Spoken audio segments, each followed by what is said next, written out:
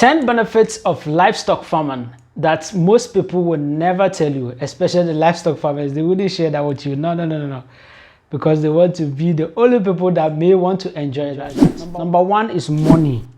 Yes, livestock farmers earn a lot of money from their farming business. And that is what they do not want you to know. A lot of people think that it's just they buy them small. When they take care of them, they grow, then they sell it at a higher bid. That is how livestock farmers make money.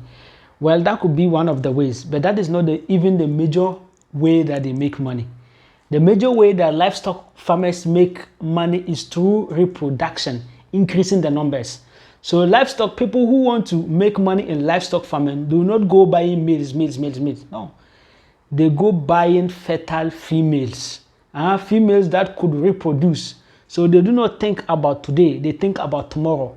So if you want to go into livestock farming and you want to make a lot of money, you can have males, a few males, but your focus and everything must go on the female, because those ones will be those two that will give you birth to children for you to keep making money.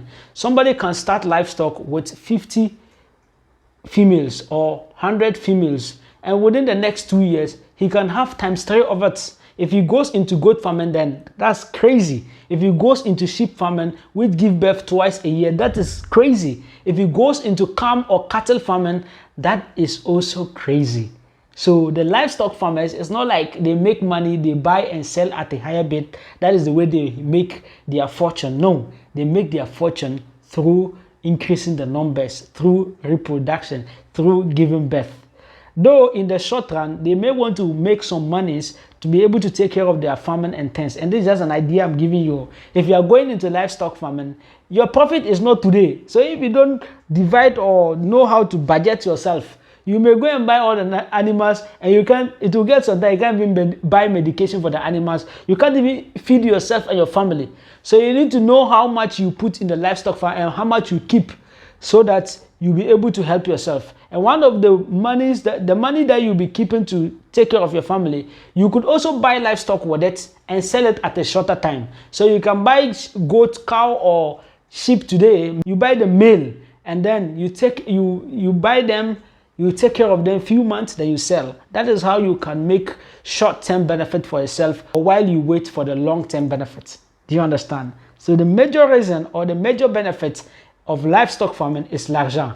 When we come to the large scale or the macro level, Ghana, for example, had made over 4.4 billion Ghana cedis as at the year 2020. So if you want to go into livestock farming and you want to be part of the story that your country will be telling, then you should want to go into livestock farming that could reap you huge amounts of money. You know why I've spent a lot of time on this point, because that's the most important reason why people go into farming. How can I stress? How can I do less on this point? I have to talk much about it. Now, number 2 is employment. Livestock farming has given employment to a lot of youth. It is only a disappointment that our educational system is always encouraging us to go for white-collar job.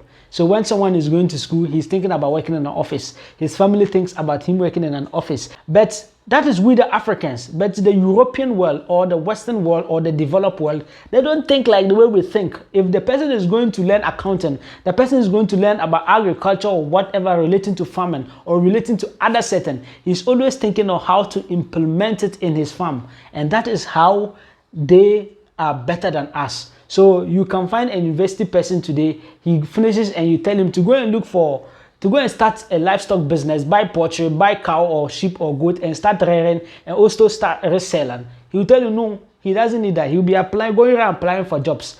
But some are wise. Some have realized that no, waiting for that white collar job is not the solution. They have put down their certificate, they have put down their suit, and they are on the bushes hustling with cattle, hustling with goats, hustling with this thing. And at the end of the day, they make huge fortune. I know a lot of youth that are making a lot of money from livestock farming. And if you want to talk to me or you want me to even come and interview on this, just let me know. So the idea is that livestock farming has given a lot of jobs to people. See the laborers, people who will be helping you, the veterinary services, Even the owners, livestock farming has given them a means of livelihood, and that needs not to be underrated. So, number 3, while livestock farming helps you make a lot of money, it also helps you save a lot of money. If you are into livestock farming, one way or the other, or one day you yourself will need the livestock, you yourself will need the meat some, you yourself you will need to use one of the stock for your personal use or for your family use. And imagine you have them and you are going to take, though that will be a drawings from your business, but it will be at a lesser cost. Imagine you are taking money out to go and buy things that you already have. You will be spending a lot than when you own it. So you might need a goat or a sheep or a cattle for a naming ceremony. Maybe your wife has given birth, especially the Muslims, or you will need a cow for, you know, your Eid al-Adha or your Eid celebration. When that time, a lot of people are stressing their pockets to spend huge amount of money on it. No, you will just remove one of the sheep. You just remove one of the cow, and then you use it for your what, for whatever you want to do. So if you have livestock farmers, that people who are into poultry farming, they don't suffer with eggs. So when you go there, they chop better eggs. People who are into goat farming, they chop good meat. You understand? I'm not saying they do it every single time, but they do it whenever it is needful, and that saves them a lot of money. Instead of spending the money buying outside, they could easily just remove it. You know, when you are spending at a cost price, it's better than spending it at a selling price. Do you get it now? Thank you. Number 4 is the byproduct. The byproduct of livestock farming could also be a good business for you. 1, for example, if you're into sheep farming, you could use the skin or the wool of the sheep for clothing. So companies need the wool or the skin of a sheep for clothing. And for the Western world, they have a type of sheep that they rear to give them enough wool. Not the African types. Those African types could be used.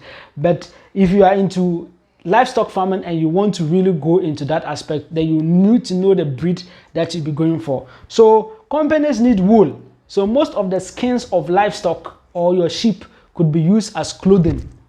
Those clothing you see the big and expensive, they are made from animal wool. You understand? So that is one way you can make money from the byproduct. Another thing is that in the 1920s, they were using insulin.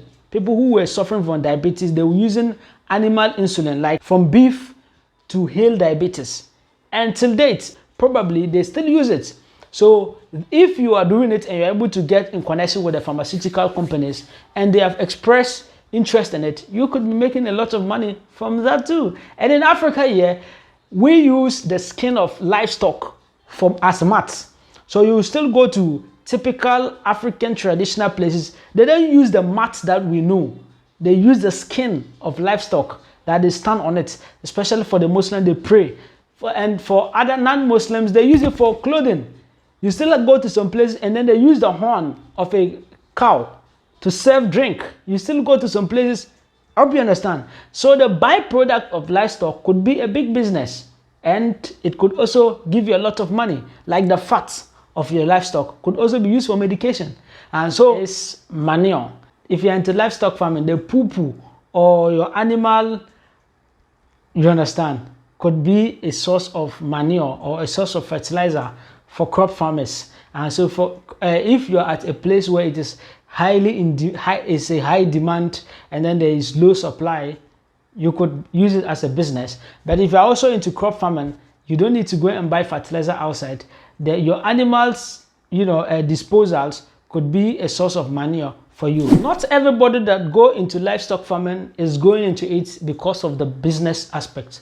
Some go into livestock farming to help them have a feeling of mercy. They derive their pleasure from taking care of other creatures. So some, especially the rich people, they usually keep it closer to their homes. So that at the end of every morning, they go check it out, evening they go check it out. And that is, for them, that is satisfying to them. It's because they involve themselves in the feeding of the livestock. They involve themselves in the treatment of the livestock. It makes them have a sense of responsibility and a sense of mercy to a creation. To them, that is what is high interest to them.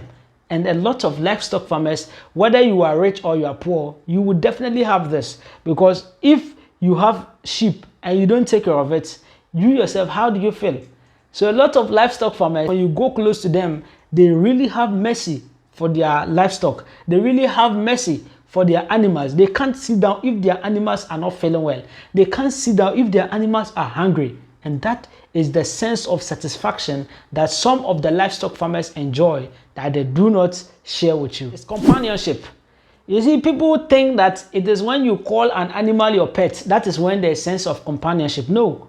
A lot of livestock farmers are very attached to their livestock. They are very attached to their animals. To the level that some of the livestock farmers, they will not agree to sell some of their sheep. They will not agree to sell some of their cows. They will not agree to sell some of their goats. Why? Because they have built a bond of attachment that if they even want to, slaughter it to eat, they can't. If they want to sell it, they can't.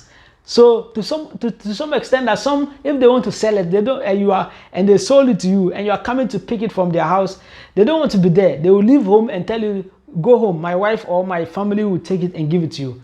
Why? Because they don't want to see it going away. Most of the livestock farmers can relate to this. And it's something that if you want to go into livestock farming today, they wouldn't share with you.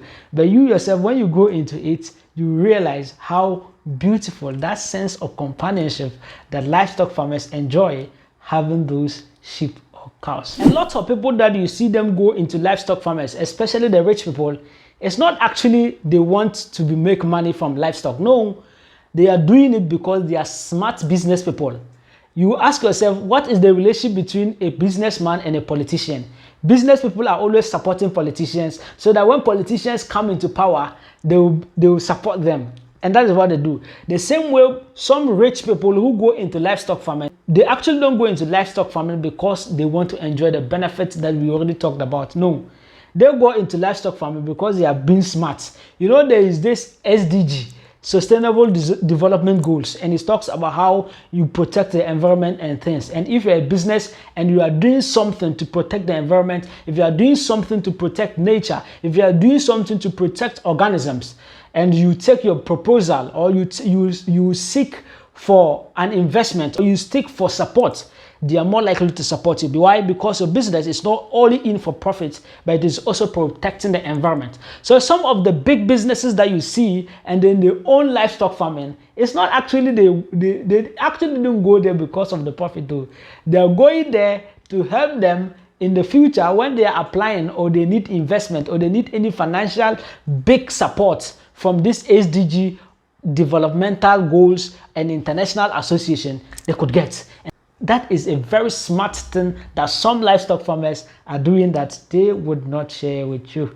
Is that a lot of people go into livestock farming not because of the money, not because of the byproduct, not because of manure, not because of anything, but they go into livestock farming to protect nature. They go into livestock farming to protect the creation of Almighty God, of Allah, because they understand that if they protect and they are merciful and they show kindness to the creations, then the Creator will have mercy on them. So some people go into livestock farming with an idea or a sense of spirituality, and most people do not know this. So rich people or spiritual people or people who have a sense of spirituality, they don't just go into livestock because of the money. They go into it with a different agenda. Some have big homes. They can just have them and then they'll be taking care of them. And they don't sell. If they need it for their personal purpose, they can use them. But at the end of the day, they still have a sense of doing something to preserve nature, doing something to protect nature, doing something to protect the creations of their Almighty God. And another thing the Muslims know is that if you are merciful to the creation, then the Creator will be merciful on you. The Prophet Muhammad ﷺ taught us that a prostitute saved the life of a dog from thirst by giving it water. And this prostitute was promised Jannah. Again, a man or a woman, I don't actually remember, he or she denied a cat and starved it to death, and such a person was promised hellfire. So a lot of people actually go into livestock farming not actually because of the money, but they go into it because they want to get the reward of showing mercy. They want to get the reward of preserving the creation of Almighty God. Number 10 is that some people go into livestock farming because they just love it. not because of anything. And I've personally encountered this. I had a brother who has given me a lot of money. He has made me buy a lot of sheep. And whenever I decide to talk about the business aspect of it, he's not interested. He just loved the sheep. He wanted to come down and come and see that he has plenty sheep. He has plenty rams. You understand? Because he loved it. Because when he sees, he told me since childhood, when he sees sheep, when he sees a ram, he just likes it and he takes care of them. He's happy around them. And that is why some people go into livestock farming. Not because of the money, not because of anything. They just go into it because they love it. So some people love cow. So they will always want to have cows. They don't sell. That is cattle. Some people love goats. They will always have them and they won't sell. Some people will have, poultry. Some people have this and they wouldn't sell because they are not rearing them for the money, but they are rearing it because they love them. And this, you will see it mostly with rich people.